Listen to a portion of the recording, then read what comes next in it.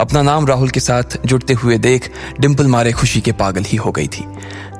Waiter ने उन दोनों को टेबल नंबर 8 तक का रास्ता दिखाया और फिर उन दोनों के लिए कुर्सियां खींचकर उन्हें वहां पर बैठा दिया। ये कितना बड़ा रेस्टोरेंट है ना?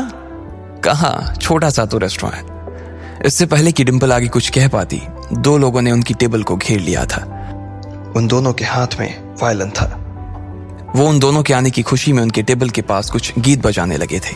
इधर उसके कदम नाचने को बेताब हुए जा रहे थे और उधर लकी भी होटल सन एंड मून में पैर रखने के लिए पागल हुआ जा रहा था।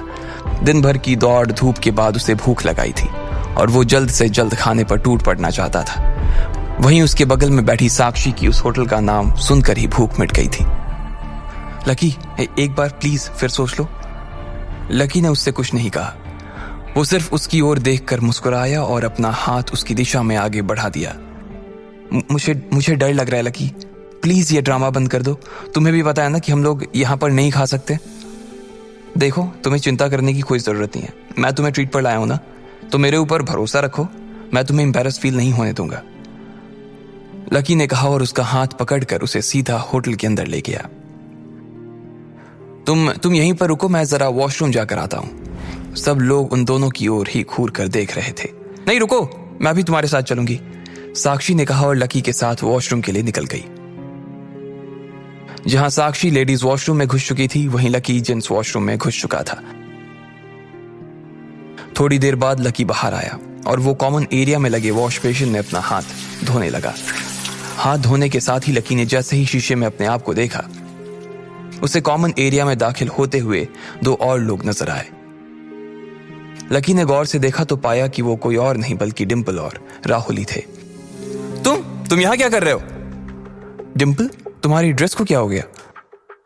लकी ने उसकी ड्रेस की ओर देखते हुए पूछा।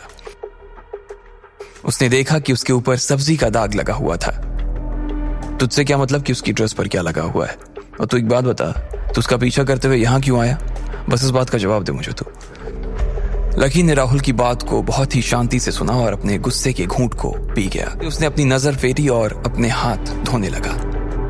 डिंपल को उसका इस तरह से शांत रहना कोई खास पसंद नहीं आया। इधर डिंपल ने नल खोला और उसमें से अपनी उंगली फंसा दी। इस वजह से नल से आने वाला पानी तेज धार में बहने लगा और वो धार सीधी लकी की ओर बढ़ने लगी। उसने लकी के कपड़ों को जानबूझकर भिंगा दिया और कुछ पानी उसके चेहरे पर भी जा लगा था। डिंपल, चिल्लाने की जरूरत नहीं है, तुम जैसों के साथ तो ऐसा ही होना चाहिए। इसलिए उसने चुपचाप अपने हाथ और अपना मुंह धोया और फिर वहां से बाहर निकलने लगा। जैसे ही वो बाहर जाने लगा, डिंपल ने राहुल को इशारा किया और फिर दरवाजे की ओर देखने लगी। राहुल उसका इशारा समझ गया था और इससे पहले कि लकी दरवाजे से बाहर निकल पाता, राहुल ने उसका रास्ता रोक लिया। जब तक तुम डिंपल को दीदी और मुझे जीजा जी कहकर नहीं बुलाओगे, तब तक तो मैं यहाँ से तुम्हें बाहर नहीं जाने दूंगा।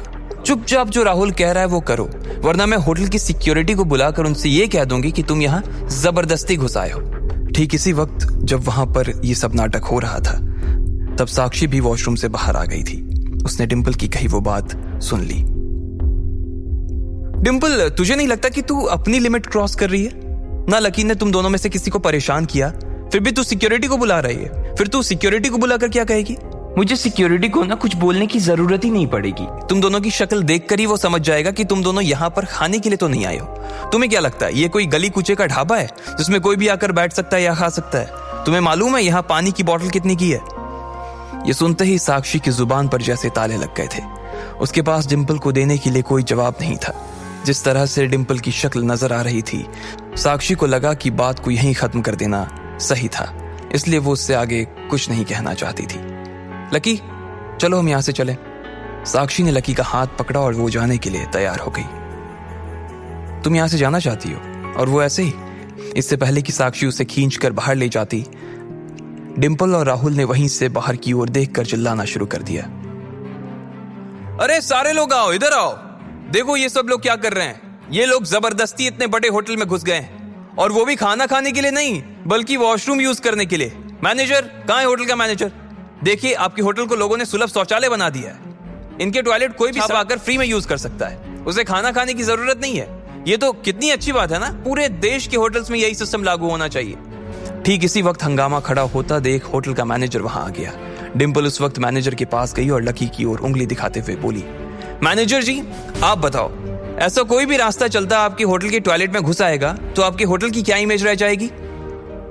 एक मिनट रुकिए, आप दोनों यहाँ कैसे चले आए? हमारे होटल की जितनी भी फैसिलिटीज हैं वो सिर्फ हमारे गेस्ट के लिए हैं। बाहर का कोई भी आदमी ऐसे ही हमारे होटल में बिना बुकिंग के नहीं आ सकता है। अब इससे पहले कि मुझे सिक्योरिटी को बुलाना पड़े, आप दोनों प्लीज यहाँ से निकल जाइए। चलो लकी, नहीं हम कहीं नहीं जाएंगे।